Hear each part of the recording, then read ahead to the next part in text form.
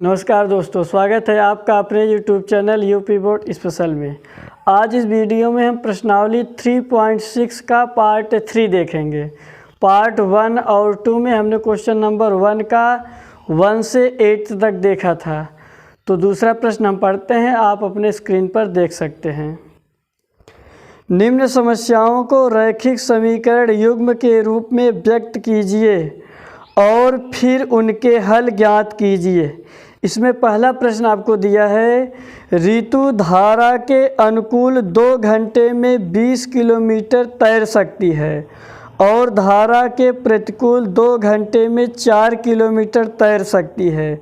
उसकी स्थिर जल में तैरने की चाल और धारा की चाल ज्ञात कीजिए। इसमें 2 चाल है, एक स्थिर जल में नाव की चाल और एक है धारा की चाल।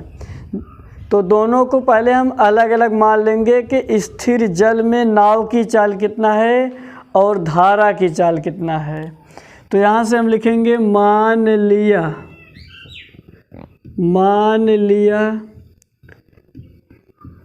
स्थिर जल में, जब जल स्थिर है, नाव की चाल, स्थिर जल में नाव की चाल x किलोमीटर प्रति घंटा, और पानी बहता है तब धारा की चाल कितना है। तो धारा की चाल मानेंगे, धारा की चाल हम मान ले रहे हैं y किलोमीटर प्रति घंटा है। अब यहाँ से देखिए, धारा के अनुकूल और धारा के प्रतिकूल कहा है, तो एक बार धारा के अनुकूल जाता है और फिर धारा के प्रतिकूल। तो दोनों में पहले हम चाल निकाल लेते हैं कि जब धारा के अनुकूल जाएगा तो कितना चाल होगा, और धारा के प्रतिकूल, धारा के अनुकूल नाव की चाल, धारा के अनुकूल नाव की चाल बराबर। अब देखिए धारा के अनुकूल नाव की चाल कितना होगा। जैसे देखिए, जिस दिशा में पानी का बहाव है, अगर उसी दिशा में तैरेंगे तो क्या होगा, आप जितना बल लगा रहे हैं उससे कुछ ज़्यादा आप तैरते हैं। ऐसा इसलिए होता है क्योंकि नाव की चाल में धारा की चाल जुड़ जाता है, पानी भी उसी दिशा में बहती है। जैसे आप साइकिल से जा रहे हैं तो जिस दिशा में हवा बह रहा है, अगर उसी दिशा में और आप जाएंगे, उसी दिशा में आप साइकिल चलाएंगे तो आपकी साइकिल तेज़ चलती है। क्यों? क्योंकि आपकी साइकिल की चाल में हवा की भी चाल जुड़ जाती है। तो जब अनुकूल दिशा में नाव की चाल निकालेंगे तो दोनों का चाल जुड़ जाता है, और इसी का उल्टा जब प्रतिकूल होगा, आप जा रहे हैं इस साइड में और धारा प्रवाहित हो रहा है इस साइड में, धारा आपको रोकेगा, और जब रोकेगा तो आपकी चाल में कमी होगी, तो घट जाएगा। कितना घटेगा? जितना धारा की चाल रहेगा। तो धारा के अनुकूल नाव की चाल जब अनुकूल कहेगा तो जुड़ जाएगा, x + y किलोमीटर प्रति घंटा। अब निकालिए धारा के प्रतिकूल, धारा के प्रतिकूल नाव की चाल। धारा के प्रतिकूल जब निकालेंगे, देखिए नाव की चाल है x, लेकिन अब जितना धारा की चाल होगा तो उतना तो रोकेगा है, क्योंकि उल्टी दिशा में जा रहे हैं। तो धारा की चाल y है, इसलिए y घटा देंगे, y घट गया। अब देखिए यहाँ से अब आप लगाइए कंडीशन। प्रथम शर्त से प्रथम कंडीशन में क्या कहा है कि ऋतु धारा की दिशा में 2 घंटे में 20 किलोमीटर दूरी तैर सकती है। धारा की दिशा में कह रहा है, तो धारा की दिशा में अगर आप यहाँ से निकालेंगे, देखिए आपको दूरी भी दिया है, समय भी दिया है। दूरी 20 किलोमीटर 2 घंटे में, तो आप चाल निकाल लीजिए। चाल बराबर होता है दूरी बटा समय। तो यहाँ से लेकिन हम ध्यान देंगे, चाल धारा के अनुकूल चाल हमें पता है x प्लस वाई, तो हो जाएगा x प्लस वाई। और दूरी कितना है, 20 किलोमीटर तैर सकती है कितने समय में, 2 घंटे में। तो आप 2 से भाग दे देंगे, x plus y equal to 10। तो यहाँ से अब क्या करेंगे, हम x का मान निकाल ले रहे हैं क्योंकि प्रतिस्थापन विधि लगाएंगे। तो x इक्वल टू हो जाएगा 10 माइनस वाई, इसको समीकरण 1 कर दीजिए। अब द्वितीय शर्त देखिए क्या कहा है, द्वितीय शर्त दूसरे कंडीशन में कहा है कि दो धारा के प्रतिकूल, माने जब विपरीत दिशा में जाता है तो 4 किलोमीटर दूरी 2 घंटे में जाता है।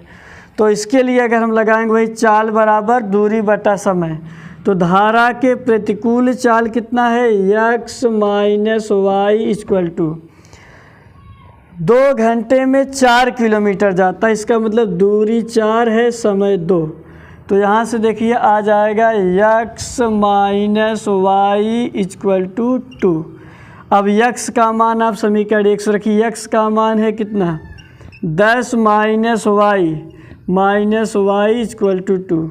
यहाँ से लिख देंगे समीकरण 1 से मान रखा गया है x का। तो माइनस वाई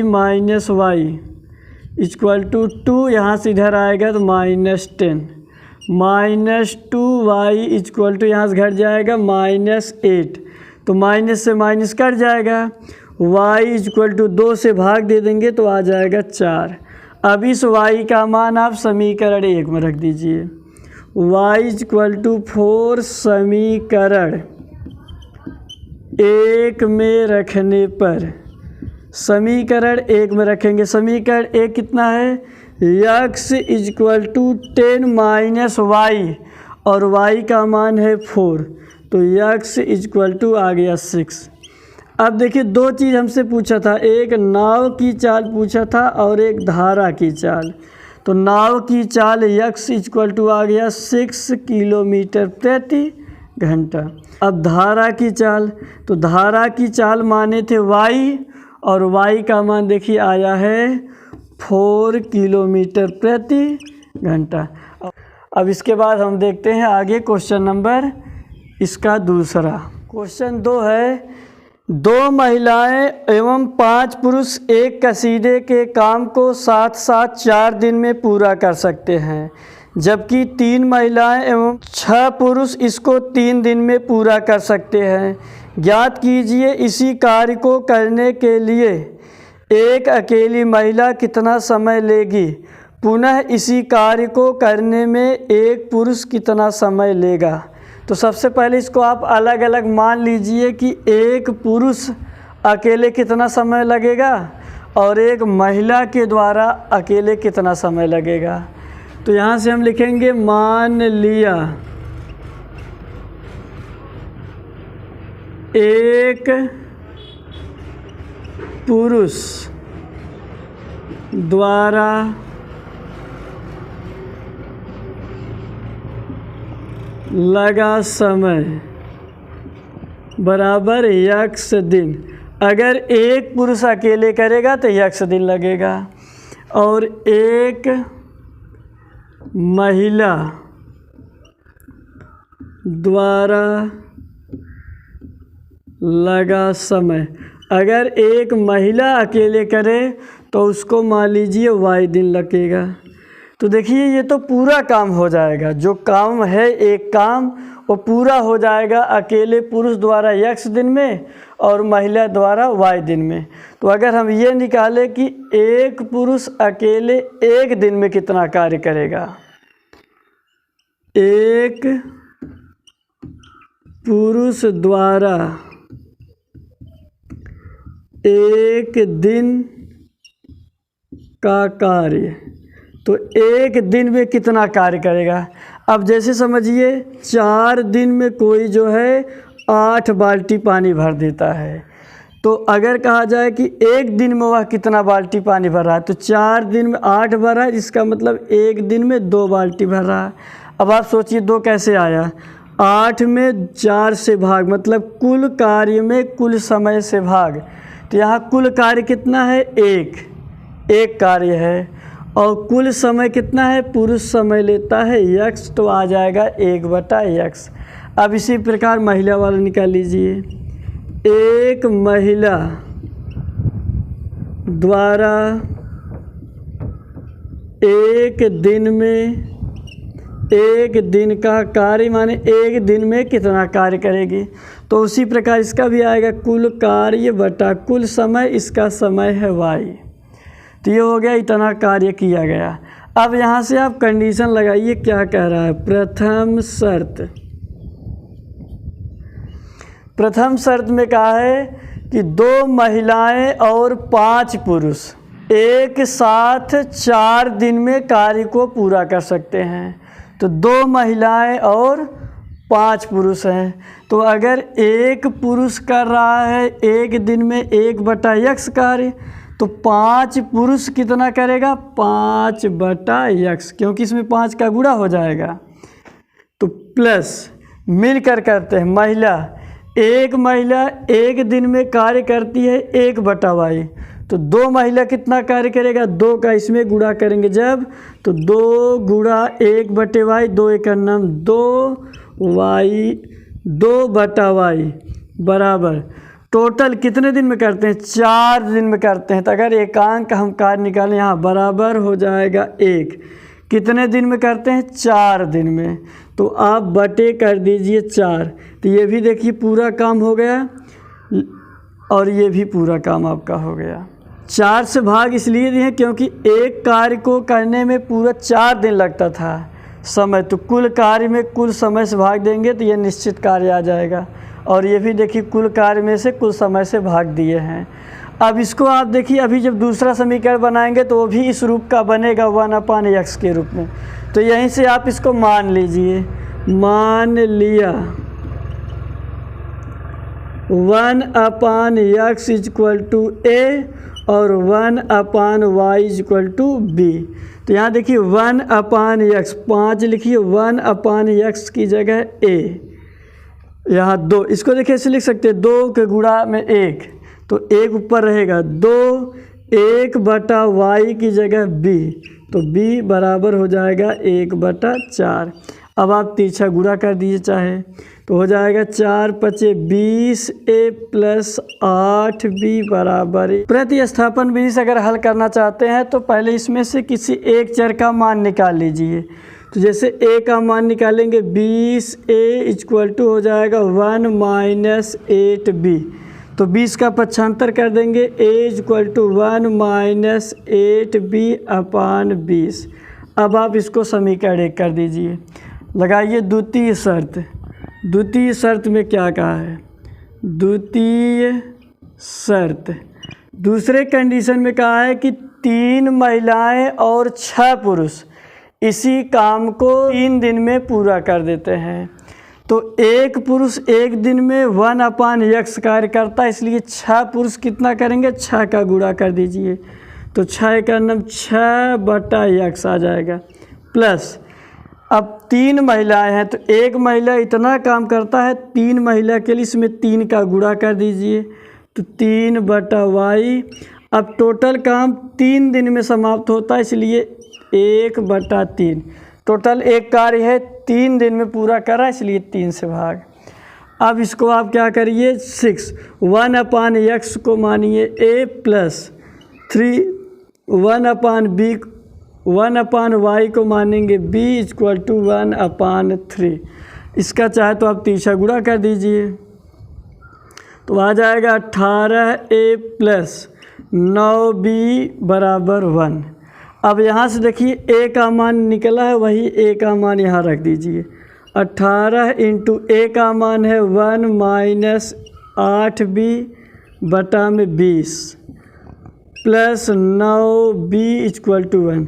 अब इसको देखिए कट जाएगा तो काट दीजिए 2 से, तो 2 से कट जाएगा, आ जाएगा 9, और 9 का गुणा इसमें करेंगे 9 - 72b, और नीचे आ जाएगा 10 + 9b/1 करके बराबर 1। अब इसको सरल करिए तो 10 आ जाएगा, 1 का गुणा करेंगे 9 - 72b + 10 9 90 बी इक्वल टू 1 अपान 1 करके तिरछा गुणा कर दीजिए। 9 यहाँ देखिए माइनस प्लस घट जाएगा तो आ जाएगा प्लस 18 बी और 10 का गुणा इसमें कर देंगे तो आ जाएगा 10। 9 का इधर पक्षांतर कर दीजिए, 18 बी बराबर आ जाएगा 10 माइनस 9। 18 बी इक्वल टू आ जाएगा यहाँ से 1, तो b इक्वल टू आ जाएगा 1 अपान 18। अब b क्या माने थे? b माने थे 1 अपान वाई को, इसलिए b की जगह यहाँ लिख देंगे 1 अपान वाई इक्वल टू 1 अपान 18, तो आ जाएगा y इक्वल टू 18। y का मान आ गया, x का मान निकालिए। तो x का मान निकालने के लिए चाहे तो पहले आप a का मान निकालिए या y का मान आप डायरेक्ट इसमें रख दीजिए, चाहे इसमें रख दीजिए और चाहे दूसरा वाला बना था यहाँ पर इसमें रख दीजिए। मान लीजिए इसी में रख देते हैं, तो y यहाँ देखिए तो हो जाएगा 6/x प्लस 3/y, y की जगह रख देंगे 18 बराबर हो जाएगा 1/3। इसको सरल कर देंगे तो 6 upon x plus 1 upon 6 equal to 1 upon 3। इसको पक्षांतर कर दीजिए तो 6 upon x equal to 1 upon 3 minus 1 upon 6। 6 upon x equal to, इसको घटा देंगे तो लस अच्छा आएगा। 3 दूनी 6, 2 बार जाएगा, 2 का गुणा इसमें करेंगे 2, ये 1 बार जाएगा 1 का गुणा होगा, तो अब आ जाएगा 6/x बराबर 1/6। तिरछा गुणा कर देंगे तो x बराबर 36। इसका मतलब पुरुष उस कार्य को करने के लिए 36 दिन लेगा और महिला उस कार्य को करने के लिए 18 दिन लेगा, क्योंकि पुरुष का माने थे x का मान आ गया 36। पुरुष 36 दिन लेगा और महिला 18 दिन लेगा। अब हम आगे देखते हैं क्वेश्चन नंबर 3। तो तीसरा प्रश्न है, रूही 300 किलोमीटर की दूरी पर स्थित अपने घर जाने के लिए कुछ दूरी रेलगाड़ी द्वारा तथा कुछ दूरी बस द्वारा तय करती है। यदि वह 60 किलोमीटर रेलगाड़ी द्वारा तथा शेष बस द्वारा तय करती है तो उसे 4 घंटे लगते हैं। यदि 100 किलोमीटर रेलगाड़ी द्वारा तथा शेष बस से यात्रा करे तो उसे 10 मिनट अधिक लगते हैं। रेलगाड़ी एवं बस की क्रमशः चाल ज्ञात कीजिए। तो पहले आप दोनों की चाल अलग अलग मान लीजिए, रेलगाड़ी की चाल कितना है और बस की चाल कितना है। तो यहाँ से हम लिखेंगे, तीसरा प्रश्न है, मान लिया रेलगाड़ी की चाल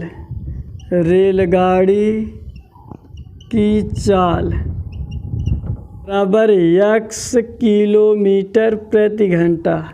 अब बस है तो उसका भी चाल मान लीजिए, बस की चाल मान ले रहे हैं y किलोमीटर प्रति घंटा है। अब देखिए क्या कहा है, प्रथम शर्त 300 किलोमीटर दूरी उसको कुल चलना है। अगर वह 60 किलोमीटर रेलगाड़ी से चलती है और शेष बस द्वारा चलती है तो उसे 4 घंटे लगते हैं। इसका मतलब कि बस द्वारा और रेलगाड़ी द्वारा दोनों मिला करके उसको 4 घंटे लगते हैं पहुंचने के लिए 30 किलोमीटर दूरी। तो देखिए पहले हम बस के रेलगाड़ी के द्वारा देखेंगे। रेलगाड़ी द्वारा लिया गया समय, तो समय बराबर होता है दूरी बटा चाल। रेलगाड़ी द्वारा दूरी जाती है 60 किलोमीटर, दूरी बटा चाल, रेलगाड़ी की चाल माने है x, तो हो जाएगा 60/x प्लस अब बस द्वारा, ये शेष दूरी बस द्वारा जाती है तो 300 में से जब 60 चला गया रेलगाड़ी द्वारा तो बचा 240 बस से जाएगी और बस का चाल कितना है y, तो दूरी बटा चाल, ये समय आ गया दोनों का समय, रेलगाड़ी का समय और बस का समय, दोनों समय मिलाकर 4 घंटे लगते हैं तो बराबर हो जाएगा 4 घंटा। अब यहाँ भी देखिए 1/x को मानेंगे तो हो जाएगा 60, इसको पहले मान लेते हैं, मान लिया 1/x इक्वल टू ए और 1/y इक्वल टू बी। तो हो जाएगा 60a plus 240b equal to 4। 4 से भाग लगेगा, भाग दे दीजिए। तो 15a प्लस 60b बराबर 1। तो ये आ गया। अब चाहे तो आप किसी एक चर का मान निकाल, इसे a का मान निकाल लीजिए। 1 माइनस 60b।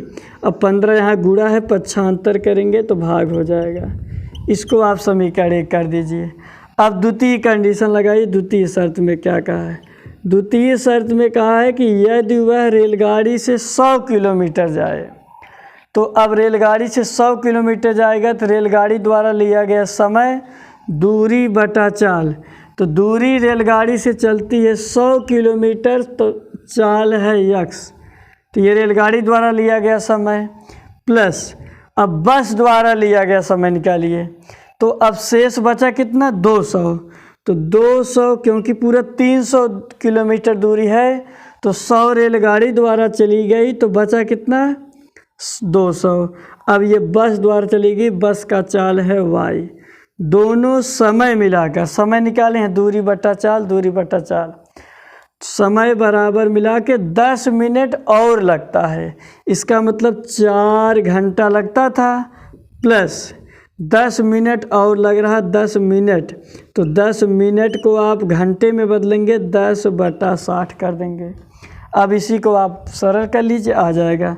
यहाँ देखिए 1/x को मानेंगे कितना? a 100a plus 200b। 1/y को मानेंगे b इक्वल टू, यहाँ देखिए 0 से 0 कट जाएगा तो आ जाएगा 1/6। इसको जो लीजिए 6 चौक 24, 25/6। अब आप क्या करिए, a का मान यहाँ से रख दीजिए जो आया है, तो हो जाएगा 100a। a का मान यहाँ से निकाले हैं 1 माइनस 60b अपान में है यहाँ 15 प्लस 200b इक्वल टू 25/6। अब इसी को आप सरल करिए। यहाँ देखिए 5 से कटेगा, काट दीजिए। 5 ત્યાં 15, 5 दूनी 10, 20। 20 का गुणा करेंगे आ जाएगा 20 माइनस 1200b प्लस यहाँ देखिए बटा में बचेगा 3। 200b बटा में 1 इक्वल टू 25/6। अब इसको लसा लीजिए 3, तो आ जाएगा 20 माइनस 1200b प्लस 3 का गुणा इसमें करेंगे आ जाएगा 600b बराबर 25/6। यहाँ देखिए 3 एक नम 3, 3 दूनी 6 आ जाएगा 20 माइनस, ये देखिए माइनस ये प्लस घट जाएगा तो आ जाएगा माइनस 600 b बटा में 1 इक्वल टू 25/2। तो ये गुणा कर दीजिए, 2 का गुणा इसमें करेंगे आ जाएगा 40 माइनस 1200b इक्वल टू 25 एक नम 25। तो 40 का पक्षांतर कर दीजिए, minus 1200b equal to 25 minus 40 plus का पक्षांतर माइनस 1200b इक्वल टू घटा देंगे आ जाएगा माइनस 15। दोनों ओर से माइनस माइनस कैंसिल। 1200 का पक्षांतर कर दीजिए, b इक्वल टू आ जाएगा 15/1200। अब इसको काट दीजिए, देखिए 15 से कट जाएगा, ऊपर 1/15 8 120 आ जाएगा 1/80। अब b का देखिए माने थे 1/y, तो b की जगह लिख देंगे 1/y। 1/y इक्वल टू 1/80, तो y इक्वल टू आ जाएगा 80। अब इस y का मान आप समीकरण 1 में रखिए। अगर आप b का मान समीकरण 1 में रखेंगे तो a का मान आएगा, तब आप निकालेंगे x मान, या डायरेक्ट y का मान आप यहाँ रख दीजिए, चाहे इसमें रख दीजिए और चाहे दूसरा वाला बना था यहाँ चाहे इसमें रख दीजिए। तो हम y का मान डायरेक्ट इसमें रख दे रहे हैं, तो उसमें रखिए कितना आएगा 60/x प्लस 240 बटा में y का मान 80 बराबर 4। अब इसको जब सरल करेंगे तो यहाँ देखिए कट जाएगा, आ जाएगा 60/x + 3 = 4। 60/x = 4, इधर आएगा -3। 60/x = 1, तो इसका तिरछा गुणा कर दीजिए, आ जाएगा x = 60। अब देखिए यहाँ से रेलगाड़ी, तो रेलगाड़ी की चाल आ गया कितना, 60 किलोमीटर प्रति घंटा। और बस की चाल की बात करेंगे, बस की चाल, तो बस की चाल माने थे y का मान आया 80 किलोमीटर प्रति घंटा। तो अब इस वीडियो में यहीं तक। अगर ये वीडियो आपको पसंद आया हो तो चैनल को सब्सक्राइब ज़रूर कर लें और वीडियो को लाइक कर लें।